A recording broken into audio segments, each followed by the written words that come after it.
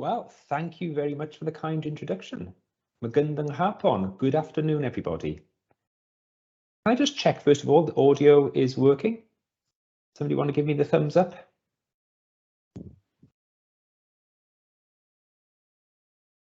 Okay, I can't see the chat, but I'm hoping that's good. Okay, so I speak to customers all over ASEAN, every sector, every day. Nothing scares organizations more than ransomware. You don't even need to be in cybersecurity or even IT to know what it is. Even my 87-year-old mother hears about ransomware on the news and she phones me up regularly and asks me about it.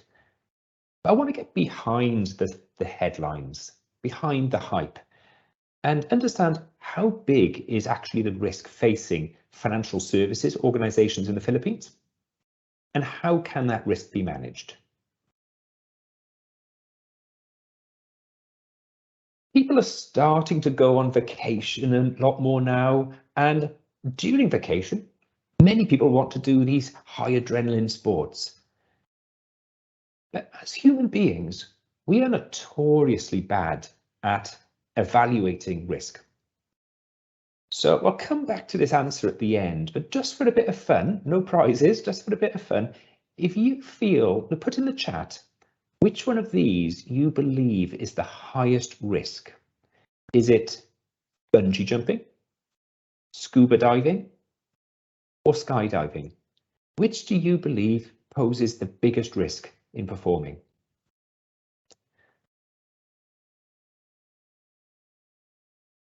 It's actually a very difficult answer to question to answer even. I'm sure you've all got opinions, but you're probably working out in your mind a couple of things.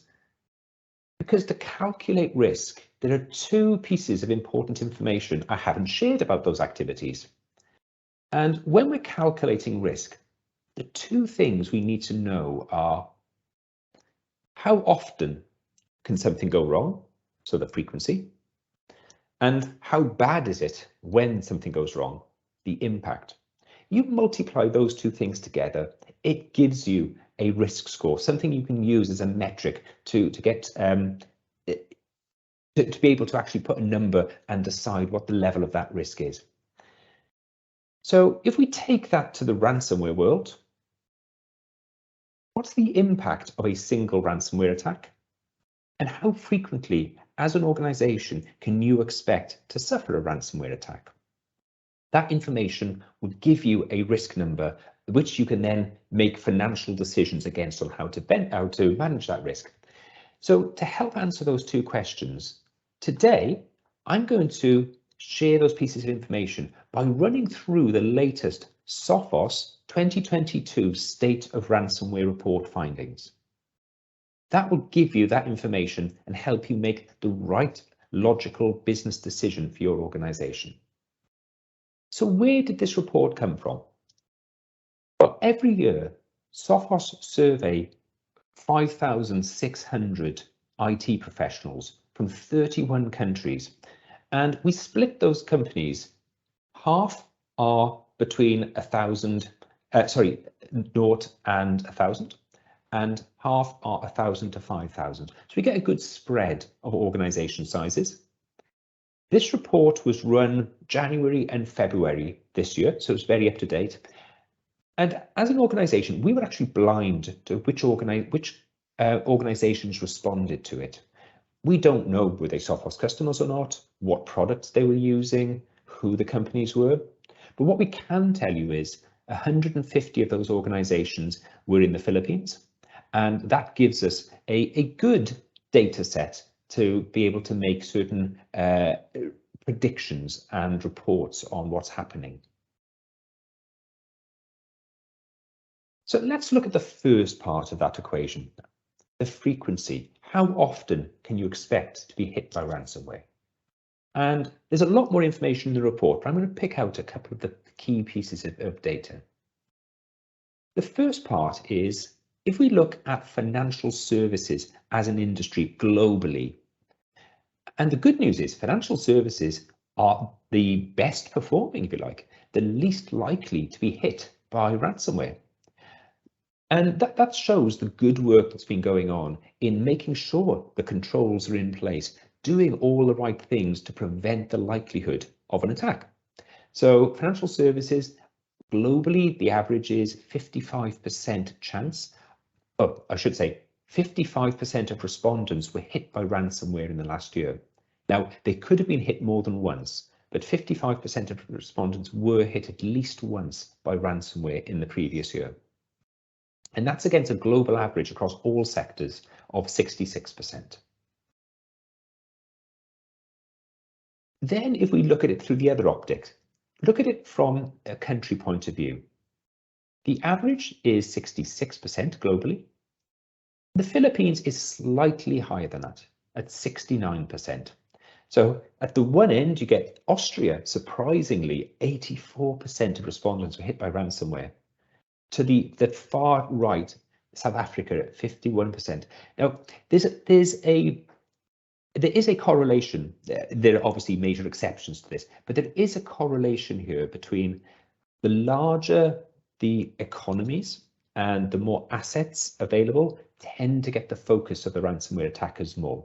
Now, there are certainly some exceptions to that because that then has to be balanced by the controls that are in place. You'll see the US, for example, is quite low in terms of the likelihood, and the UK, and Malaysia is quite high. So those are the two factors going on. How likely are attackers to go after it because they're the richest to go after, and the propensity of those organizations to pay a ransom, against how strong are the controls in place. So if we look at those two numbers together, so roughly 55% financial services, 69% of the Philippines. Roughly with my maths, I think that works out. I'll work it out later. But I think we're talking about 40% then. If we take what financial services organization in the Philippines likelihood of being hit by ransomware last year, 69 of 55, we're looking at about 40%. That's a number to keep in mind for later. But another thing that's happened is the direction of travel. So this report's looking at the figures from 2021, of course, it's looking back. Globally, 66% of organizations said they were hit by ransomware in 2021. That was a massive jump from 2020, where it was 37%. This is showing that the adversaries are becoming, they're considerably more capable. They're executing the most significant attacks at real scale, using techniques like ransomware as a service. And this model is allowing them to really extend the reach of ransomware and reducing the skill level the attackers need to be able to do an attack. But it's not just the quantity of the attacks that are increasing. Adversaries are also getting more successful at encrypting the data when they do attack, because an attack that doesn't succeed in the encrypted data is it's important to know about, it's important to prevent, important to know it's happening, but it's not putting you in that position where there's a compelling reason, there's any leverage over you to pay a ransom.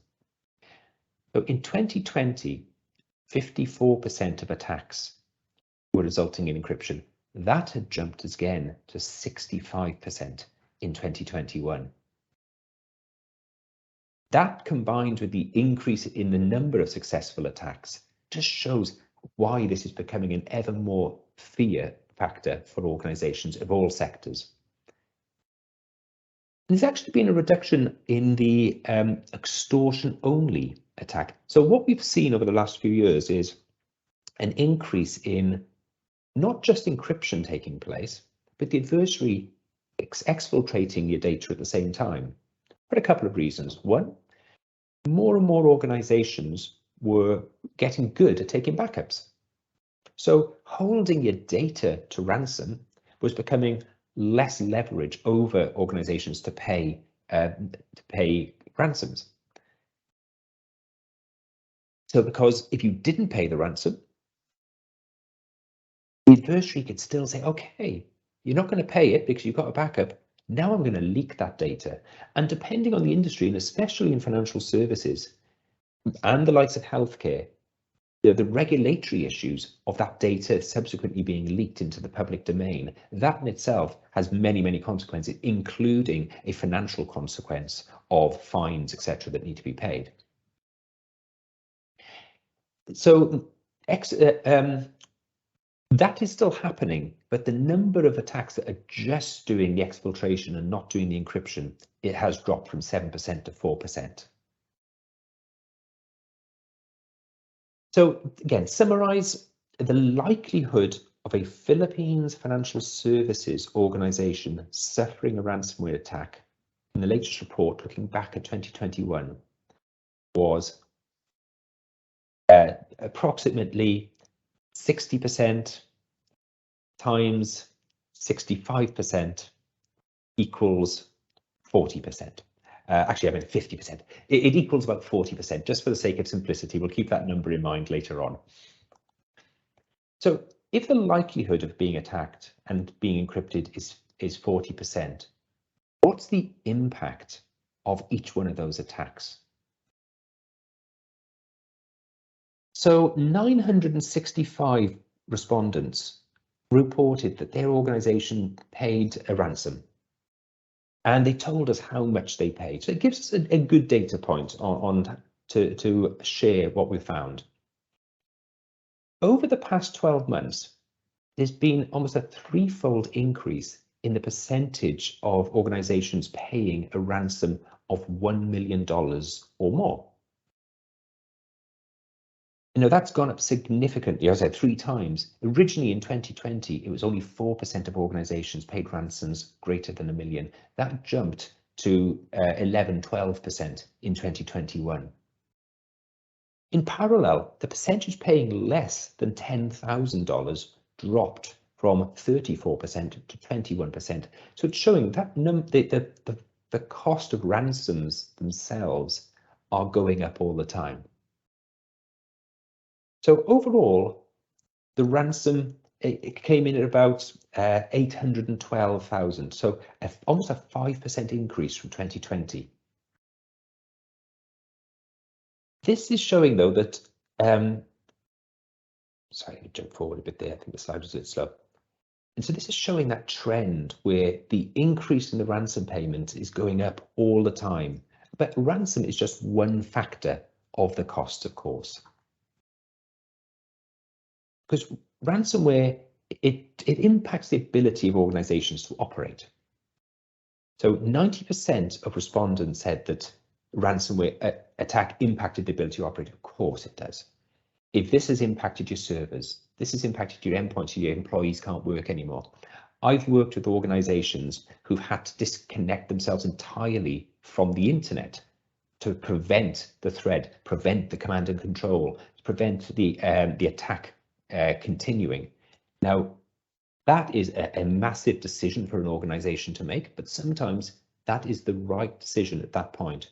But every hour that passes and customers may not be able to contact you, you're not able to provide your services, the cost ramifications just keep going up and up and up. And you can only be out of the operation for so long before customers are forced to look for alternative suppliers to those services. And 86% of organizations said ransomware cost a loss of business revenue. Absolutely. I think I'm surprised there were 24% that didn't, but that may be because they were able to address it and roll it back extremely quickly. So ransom itself is only a small part of the overall cost of a ransom attack.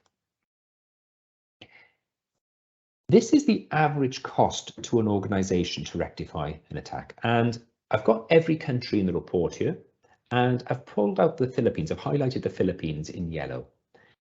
So the Philippines in 2020, the average cost to rectify the attack. So this is the entire cost. So it includes the ransom, but it considers the downtime, the time people have lost being able to provide their services, any cost to devices, network costs, lost opportunity, and plus the ransom paid. In 2020, it was $820,000 on average. In 2021, that had jumped to 1.34 million. Now, that is, as the number shows there, it's an increase of 63% in the overall cost of dealing with a ransomware attack. And in the current climate, that is just a cost that most businesses are struggling to be able to cope with.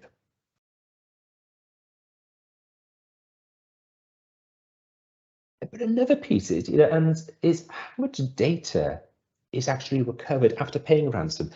Many organizations will find themselves in a position where the worst has happened.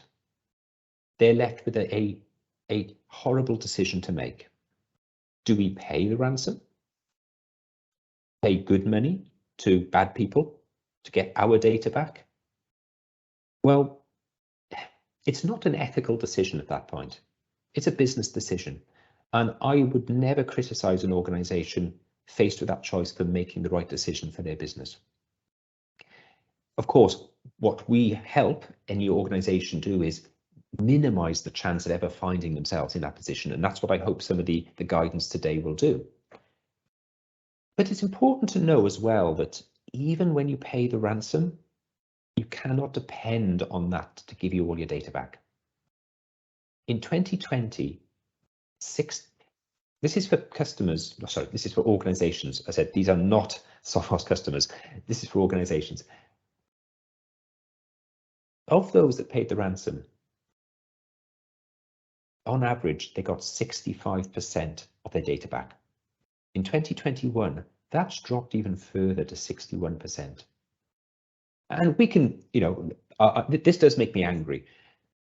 But then I have to remind myself, you're paying money to a criminal organization who don't have any scruples. We shouldn't be surprised that they're not that concerned that they don't give your money back, don't give your data back in response to that money. Who are you going to go to? Who are you going to complain to? It's, they're not that worried about you being a return customer and giving them a good review. So all I would say is, if you find yourself in that position, you cannot depend on even paying the ransom to get that data back. Look at it another angle slightly. How small the percentage of customers that got all their data back after paying the ransom were. So in 2020, it was 8%. In 2021, that had dropped to 4%. Now, there are many reasons for this. It's, as I said, ransomware writers don't spend a lot of time working on the QA of their products. They're interested, they spend a lot of time making sure it encrypts very well. They're not so worried about testing every platform to make sure the decryption works well. They don't have a great technical support team. There are many reasons, but the reality is you cannot depend on paying for a ransom to get your data back. So that's the risk, but how do you manage it? Now, to go back to that equation, so the annual risk of being hit and impacted by ransomware is the frequency of the attack times the impact. So I've just put together some numbers here. I would advise you to, obviously, and we would happily work with your organization to try and get more direct, exact figures for your organization. But on the back of a bit of paper here, 40% frequency of being hit in an attack that results in encryption times that 1.34 million, it works out at $536,000 per year. Now, the number could actually be higher than that because, as I said, I'm working it out based on a single attack. Those respondents who said they'd been attacked, they could have been attacked multiple times as well. So it could be even higher than that. But let's say it's $536,000 US a year. And these are not for your 50,000, your 100,000 organizations.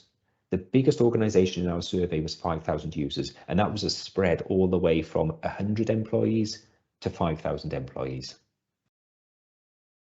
So if that is the size of the annual risk we're dealing with, around $500,000 US, how can you manage it?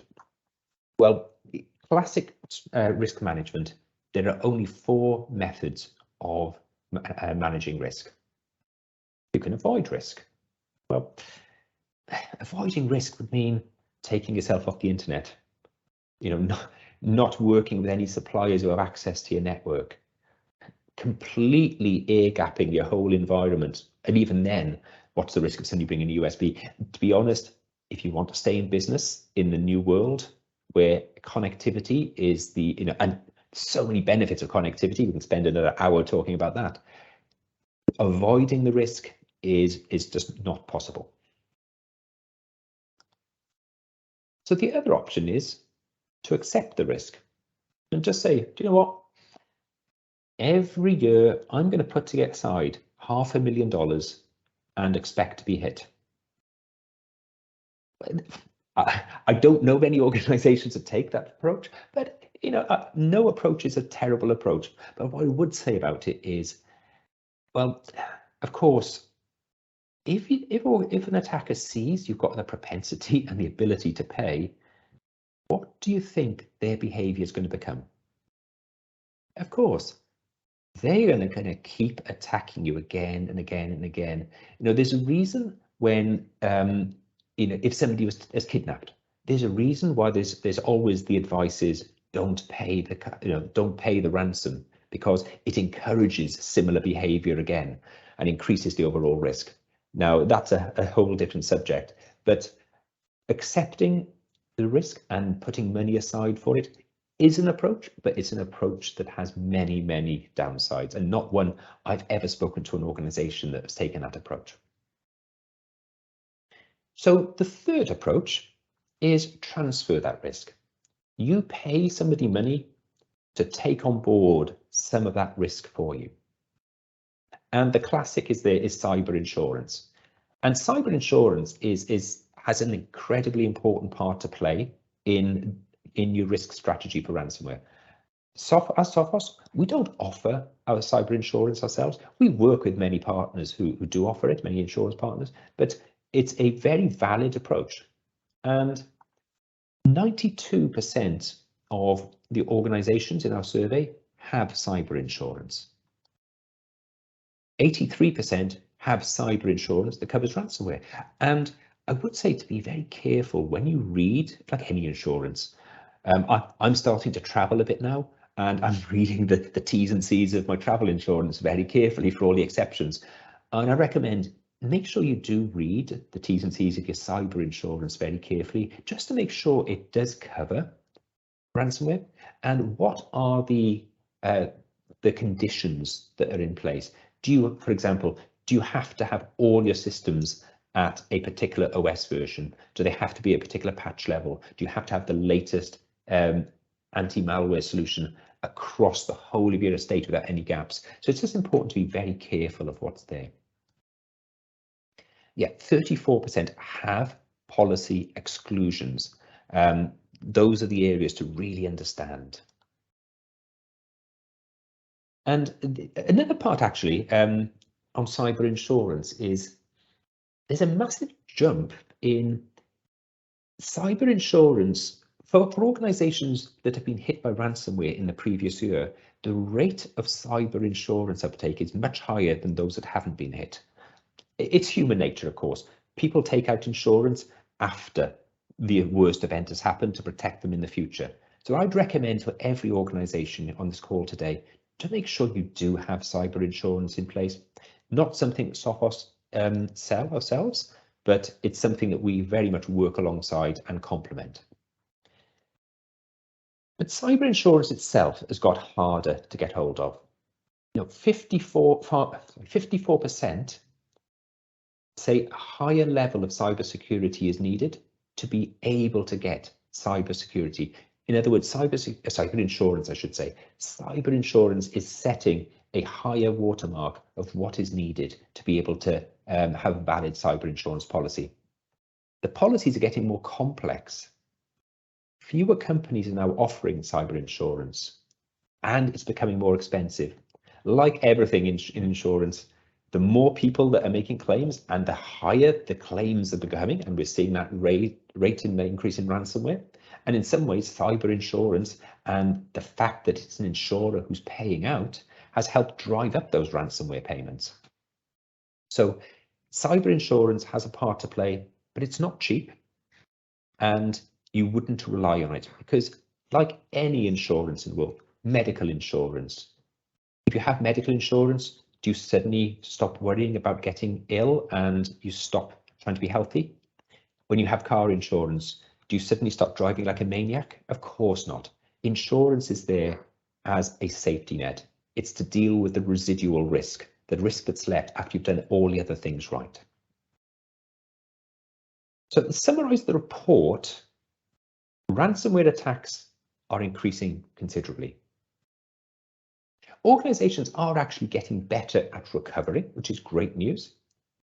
And a lot of that is driven by the improvement in people taking backups. Because less data is being restored from the attackers after paying the ransom. Ransom payments are going up incredibly fast, with 3 times more $1 million plus ransom payments made. Having cyber insurance is the norm, and it does pay out, but it's getting much harder to get, much more expensive to get. So how can Sophos help? Well, we've talked about transferring your cyber risk using insurance. But what Sophos does is help reduce that risk in the first place. So that residual risk, that risk that's left, the amount that you have to transfer, you have to take cyber insurance to cover, is as small as possible. Because nobody wants to have to make a claim on insurance. And if the less you claim, the cheaper your insurance will be. And that's where Sophos can help. So the 5 tips that I would recommend. Number 1, ensure you have high quality defenses at all points in your environment. Number 2, don't wait for the attack to hit you.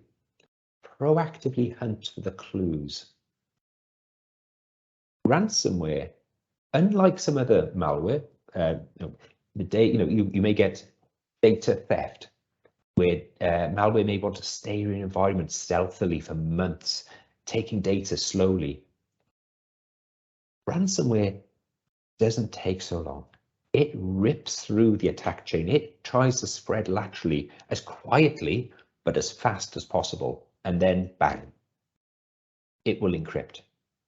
It has no benefit in staying hidden for months, which that means the earlier you can find it. If you can find the early clues before the lateral movement, before the encryption takes place, you have time to do something before an event becomes an incident.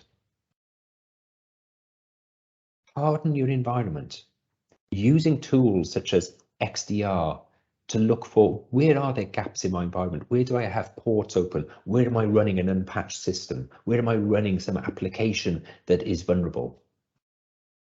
Have a cyber incident response plan and make backups and practice restoring from them. So let's drill into each one of those briefly, one by one. So ensure you have high quality defenses. You want to automatically block ransomware threats before they can be deployed. And with Sophos, you do it on the endpoint, do it on the email, do it on the firewall. Because you think how a threat comes in, it's touching many points. It'll come in as a phishing email. Somebody will click on that link. It'll download something through the firewall, which will then, exploit a vulnerability. Then it will download the malware itself that will then laterally move across your environment. There's so many places it's touching. You want to be able to make sure that you have the right protection at each place to prevent that happening and to detect if there's something suspicious going on. Lock down classic network vulnerabilities like having RDP open.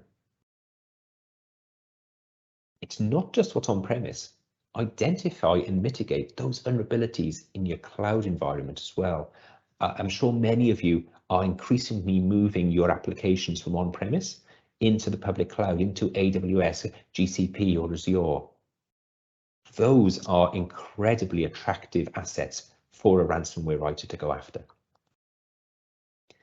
And don't forget the people. Cybersecurity awareness training for people. As people, we are the biggest vulnerability in an organization's cybersecurity system, but we can be the greatest asset. What goes on in a person's brain is better than any AI that's out there. If people are trained correctly, turn them from a liability into an asset. But what that shows is there are many different solutions you need to deal with ransomware. As with any malware, malware acts as a system, and we need to respond to it as a system too. The Sophos Adaptive Cybersecurity System has a wide portfolio of solutions that help not just with ransomware, but across all types of malware, whether it's endpoint, network, cloud, or email, all sharing a single console, so you can really manage everything from one place. The applications all communicate with each other, so a threat seen at the endpoint can automatically create a response on the firewall, cutting out the need for you as an IT administrator, for example, to have to get your hands in place, look at a screen, see an alert, go over here, make a rule change. All of that can happen automatically. But when it comes to that point of proactively investigating, hunting for threats, each application here is feeding information into a shared data lake. That data lake is correlating what it's seeing. I saw an email coming in through the email gateway. Now I've seen a suspicious file being downloaded through the firewall. Now I'm seeing something that's running on this endpoint, and that was the user that had received the email. Okay, putting all those pieces together, that all gets correlated in the data lake, and you can do the hunting yourself using Sophos XDR, again through that Sophos central console, the shared console, or you can do it through Sophos Managed Threat Response, our 24/7 managed service where we have experts doing all of this and doing incident response on your behalf. So proactively hunt for threats. Either you may want to do it yourself. You may have a highly skilled team who are available 24/7 to do these investigations. They are, that's what they do day in, day out. They live and breathe it. But for most organizations, that just isn't the case. And it's getting harder and harder to find those people able to do that. And that's why Sophos, we offer that as a managed service, as a managed threat response, where we provide all of that manpower for you. We provide the people, the process, as well as the technology. Hardening your environment. Now, this is key to securing your defenses, and Sophos XDR is a great tool at doing this. This will allow you to identify the outdated, unsupported OS and software and operating systems. Check the applications that are installed against online vulnerability information. Look for weaknesses in your registry, for example, and many things. But this is a great tool to make sure that that threat surface, that attack surface, is as small as possible, giving the ransomware attacker less of a target to go after. Have a cyber incident response plan. Either have one yourself, and you may well already have one. I urge you, whether it's based on Sophos or not, to make sure you do have one, and that everybody knows their part to play, because trying to get people to do it for the first time during the heat of an incident is not a pleasant experience. Make sure, just like with fire drills, everybody knows exactly what they need to do before the event. Now, we provide a free report that guides organizations in how to create an incident response guide, incident response plan, I should say, and it's downloadable from the link here.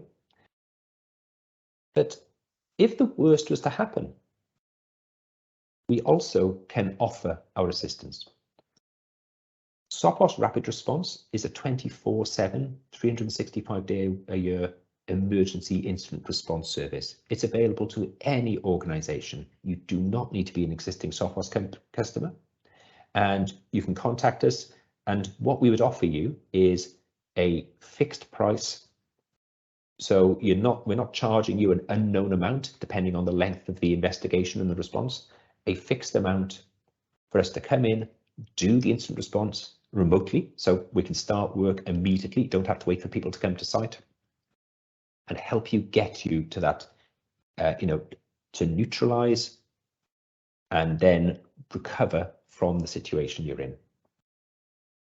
Or you may be one of our Sophos managed threat response customers, which, as well as doing all the proactive threat hunting, it has that rapid response, incident response built into that annual subscription for Sophos managed threat response.